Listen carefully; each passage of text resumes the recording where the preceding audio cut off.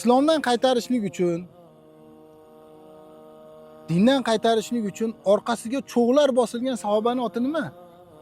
Orqasiga cho'g'lar bosilgan. Ha? Orqasiga cho'g'lar bosilgan, ha? Habbob ibn Arot. Ha.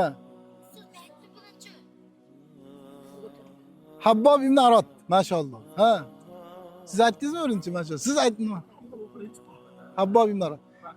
Ha. Ha, bu ko'tardi qo'lini. Yo, o'shan qo'lni ko'tarib turib ana qilsalaring, topdingiz, topdingiz. To'g'ri aytdingiz-ku. Lekin qo'lni ko'tarib chiroyli tartib bilan aytsa yaxshi bo'ladi. Qaranglar. Habbob ibn Arot radhiyallohu anhu. Bu kishi qiyinchilik holatlarga ham sabr qilgan-a. Mushriklar dindan qaytarishlikka harakat qilgan, lekin shijoati bilan, iymoni bilan, o'sha haqda sobit turishligi bilan dindan qaytganmi? Qaytmagan. Dindan qaytmagan. Musulmon odam shuning uchun dini bilan faxrlanib, iymonini mahkam ushlab, sabot bilan turib nima qilish kerak? Dinni saqlab qolish kerak. Dinni himoya qilib, dinni saqlab qolishlik kerak. Mana shunda u nima qiladi? Yutadi.